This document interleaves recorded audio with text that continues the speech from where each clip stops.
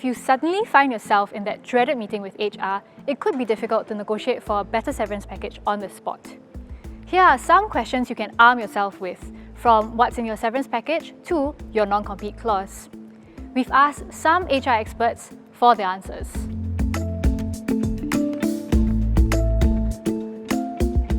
Medical insurance, leftover leave, and severance benefits are some of the things you should look out for in your contract. Most reasonable HR departments will let you bring home the document if you need more time to look at it.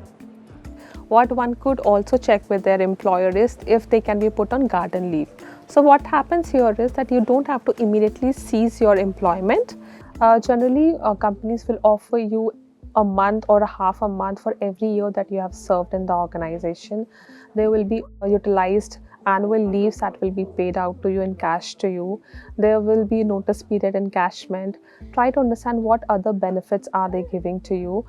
If you have stocks or ESOP in the organization and your work anniversary is coming up soon, check with your organization if they can allow the vesting period to continue until your work anniversary. Check with them if they can continue covering you and your family for medical insurance until the end of the year or for an extended period of time, even when you will not be on the payrolls of the organization.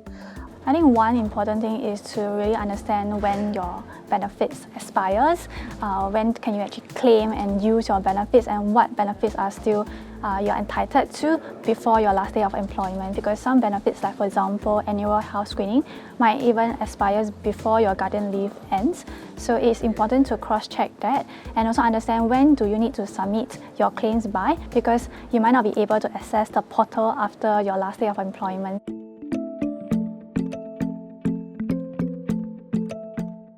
Hearing that you're about to lose your job could feel like the final nail in the coffin, but it might be possible to negotiate for other options. I think the first thing would be not panic.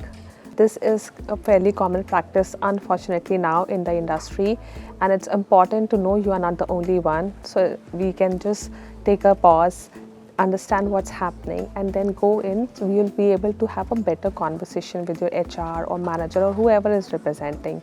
Try to also understand if there's a possibility to look for an internal transfer in the organization or go on a contract role, or if there's any other location within the organization, any subsidiary that may have a position for you, which may not be directly a map to the role that you have been playing, but maybe a cross skill that you can pick up and deliver. I think it's very important to ask the HR whether they can be rehired again in the same organizations and whether in the same role in the future.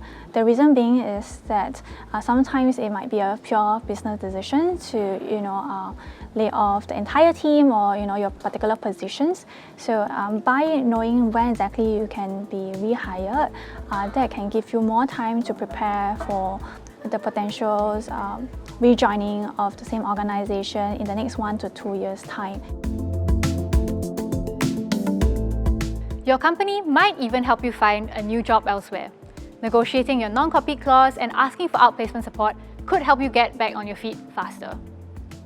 So normally whenever we sign an employment contract, generally there's a clause which says a non-compete clause one has to sign, which typically says that after leaving the organization up to X duration, you cannot join any organization which is in a competing business with the same organization or your employer. Now this is a special scenario where you are being let go because of a business decision, and that is where employees should definitely check with their employer. Does the non-compete clause still hold value in this particular scenario? Most likely it shouldn't, because this is not a voluntary resignation. This is a very different business outcome that has led to these circumstances.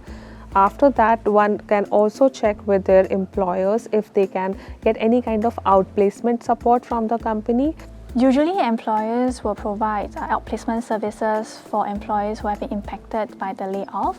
Outplacement services usually includes like a career coach who actually offer a neutral perspective on how to move on from the layoff, looking at how to boost your employability by crafting a better resumes, preparing you well for the next job search, as well as even mock interviews itself. So there are a range of services these outplacement providers do, and it is important to ask which are the services that your employer has engaged for the outplacement provider to provide for you.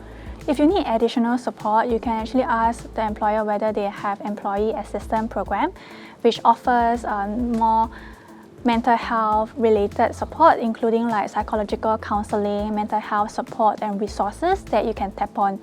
I think these are great resources because these goes beyond just the practical job search tips and methods to move on and find a new role. They actually helps you to understand and get over the layoff process and make sure that you start afresh for your new role.